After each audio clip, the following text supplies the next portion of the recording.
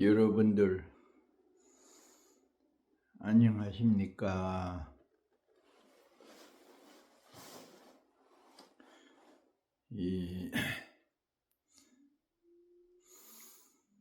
오늘 이 시간에 여러분들과 함께 만나게 되는 곳은 블루 마운틴 수도원입니다.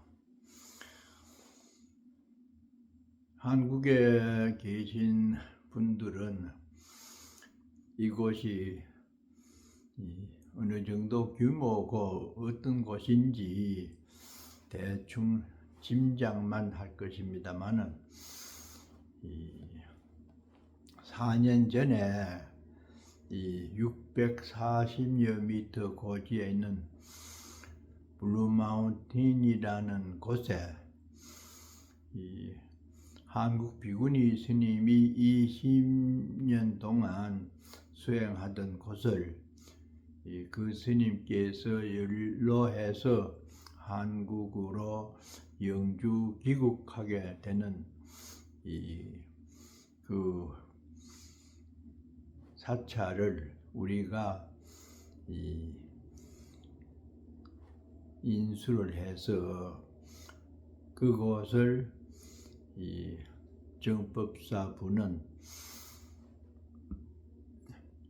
블루 마운틴 수도원이라고 이름을 지어서 제가 기거를 하고 있습니다.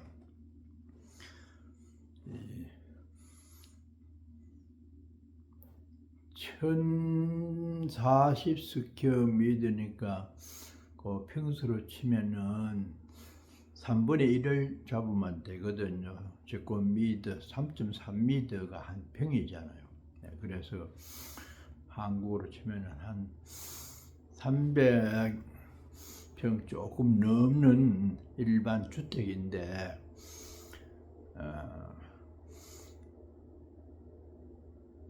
법당을 아래층에 있는 차고를 개조를 해서 불상을 모시고 가끔 기도를 하고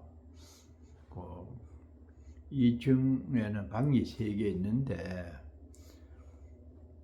내 방하고 다른 스님들이 오면 기거할 방하고 이렇게 있는데 개근불사의 법사로 초청이 된 나의 절친한 도반 구미 남마사 해주로 계시는 성화 스님이 지난 9월 15일 개근불사 점안식 때 법주로 오셔서 그동안 정법사에 머물다가 어제 이 수도원에 올라왔습니다. 그래서 성화 스님은 늘 2시에 일어나서 정진을 한다는데 오늘은 3시에 일어나서 지금은 이 법당에 내려가서 기도를 하고 있고 나는 4시에 일어나가지고 내 방에서 지금 녹화를 하고 있습니다. 이 시간에는 통도사 감로당에서 공부를 하고 있는 연장선에서 말씀을 이어나가겠습니다. 통도사,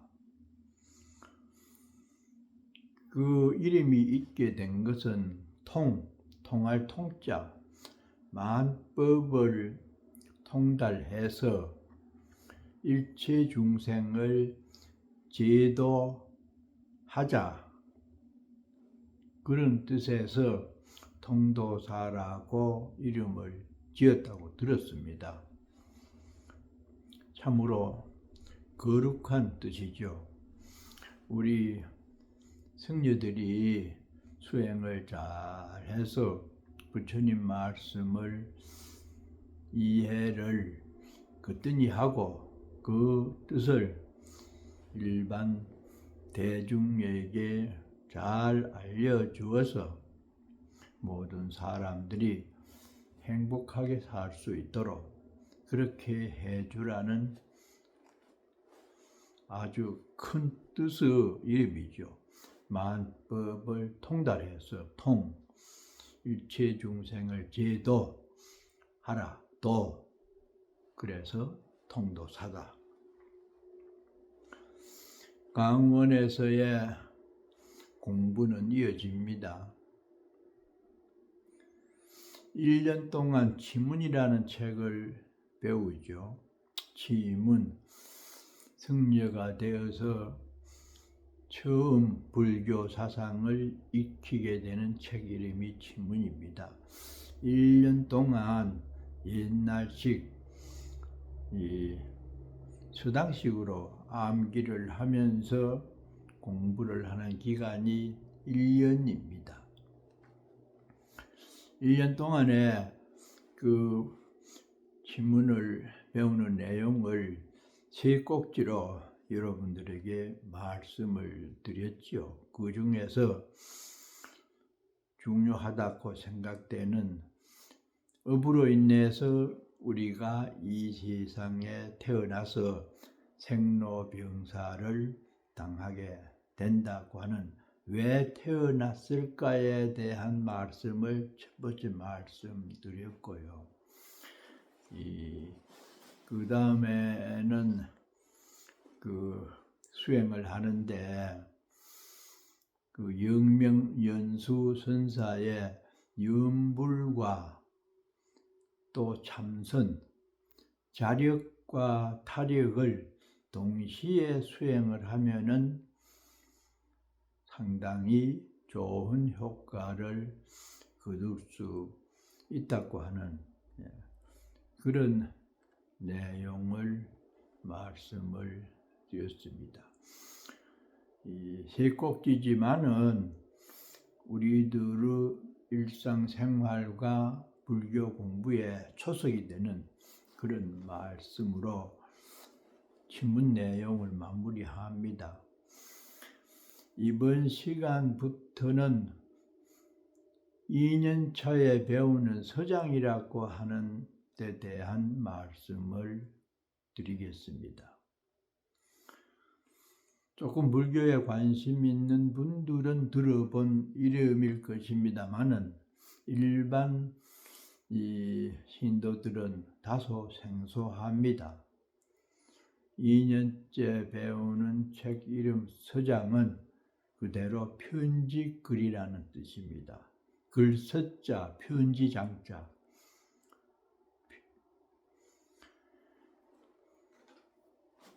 이 송나라 때 천여 년 전에 그 대해라고 하는 분이 이 훌륭한 선지식으로서 중국 선불교를 강하게 주창한 대표적인 분인데 그분의 사상이 화두참선을 강하게 주창을 했습니다.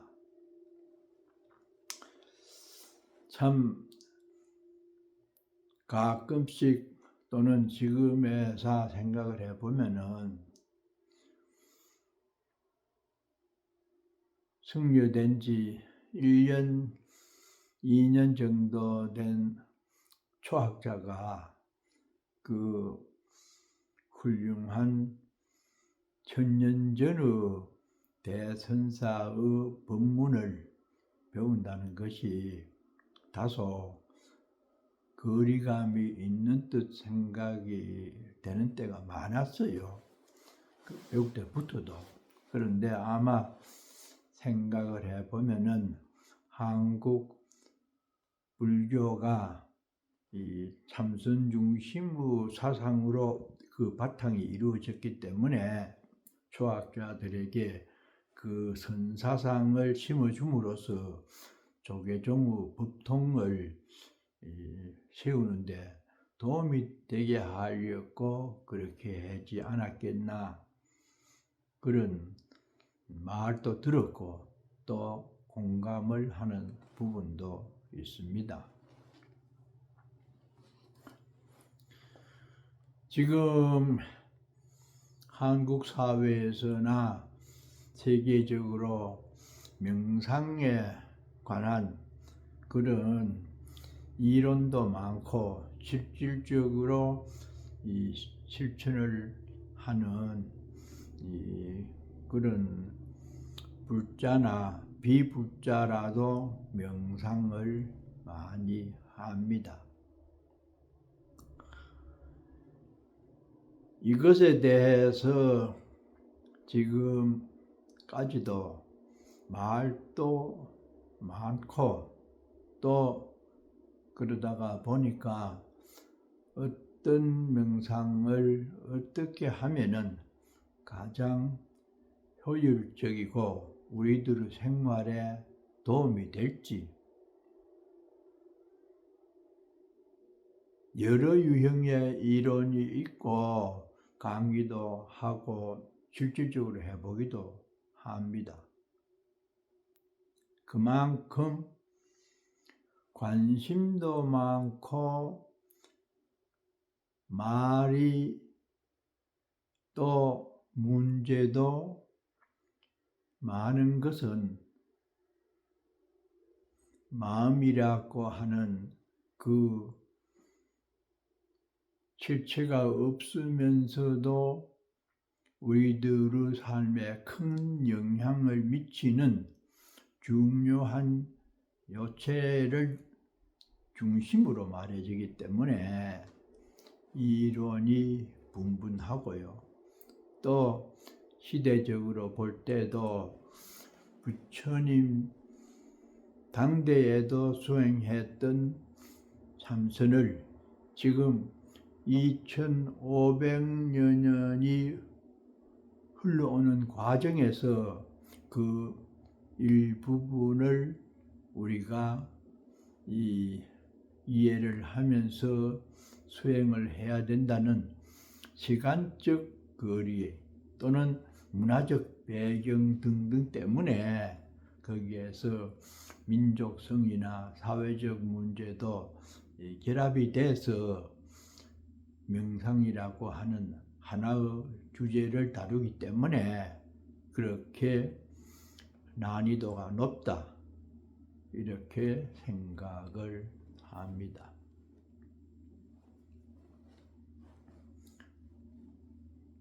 지금은 일괄적으로 듣기 좋게 명상, 고요하게 생각을 한다고 하는 그런 용어가 많이 쓰이지만은 참선, 좌선, 이것이 본래 중국에서 쓰여졌던 명상의 본이름이죠. 좌선, 앉아서 고요하게 생각한다. 이것은 주로 때때로 틈이 났을 때에 명상을 하는 것을 좌선이라고 표현을 했고, 참선, 이것은 아주 전문적으로 모든 시간을 오로지 명상에만 몰입하는 전문적인 수행을 할 때의 이름을 참선이라고 한다. 그래 분류를 합니다. 참선, 총무원에서는 한국 참선 세계화, 거창한 용어로서 세미나도 하고 무슨 참 큰 대회도 치르면서 구호를 그렇게 세우죠. 이 문제에 대해서는 많은 분들이 나름대로 방안을 제시를 하기도 하고 법문을 많이 우리가 듣기도 합니다.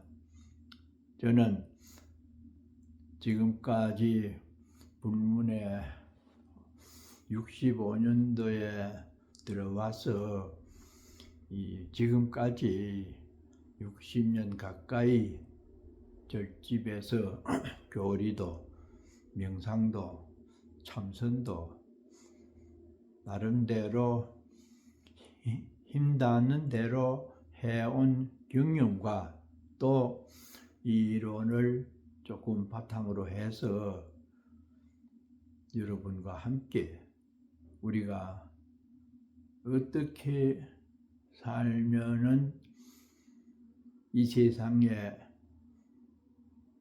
나와서 살게 된 보람을 느끼게 될 것이며, 그렇게 되기 위해서는 참선을 어떻게 하면은 좋을 것인가, 이런 등등의 의제를 갖고 함께 말씀을 나누어 보겠습니다.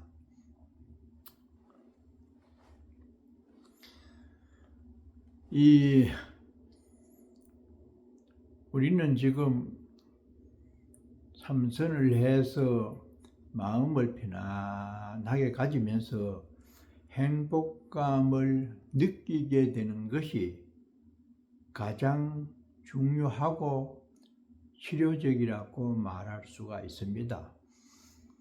논리적인 것을 하는 것은 사실 비현실적이지만은 전혀 논리를 뒷전으로 하고 참선을 말할 수도 없는 것이 또한 사실입니다. 그러나 가장 절실한 것은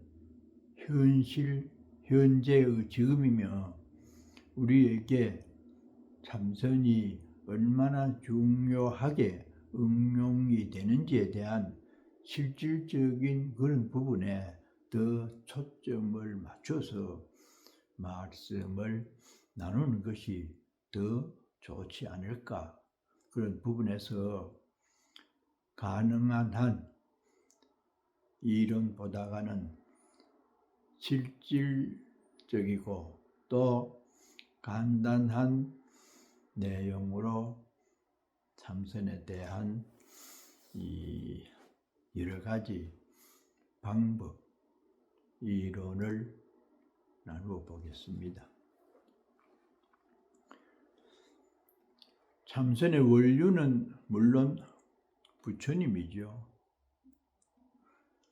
부처님께서 깨달으신 그 핵심이 참선을 통한 마음 깨침,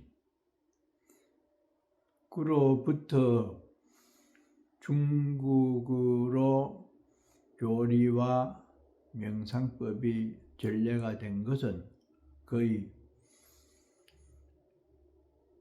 1500년 가까이 된다고 봐야 되겠죠. 지난번에 말씀드린 서기 67년도경에 중국에 불교가 전래되었다고 하는 것을 계산을 하면은 상당히 오랜 시간을 거쳐서 중국에 불교가 유입이 되었죠. 중국에서는 중국 사람들의 그 실사구시, 현실적으로 손에 잡히고 뭔가 그 관념보다가는 실질적인 그 어떤 현재에 주어질 수 있는 소득이나 실제에 대해서 관심이 많았다고 합니다. 그래서 교리가 발달이 되면서 중국 사람들의 특유의 공덕불교, 기복불교 이런 불교 사상이 널리 중국 사회에 퍼졌다고 했지요. 그래서 많은 사람들이 신흥 종교인 불교에 관심을 갖고 교리를 연구를 많이 하고 또 교리 중에 내포되어 있는 공덕을 지음으로써 복을 받고 또 불교 공부도 잘 할 수 있게 된다는 그런 불교 신앙이 많이 유행이 되었다고 합니다.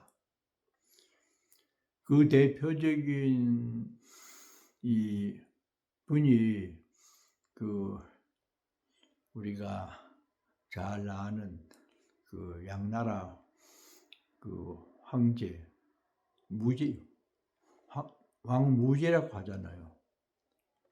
그분이 그런 불교를 이해를 하고 수용을 하면서 곳곳에 절을 많이 짓는데 협조를 하고 탑도 많이 세웠다고 했잖아요.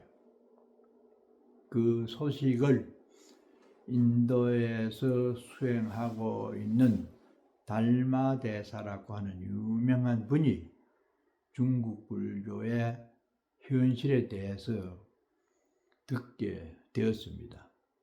공덕불교, 지나치게 이 복덕에 대한 그러한 상황으로 불교를 믿게 되는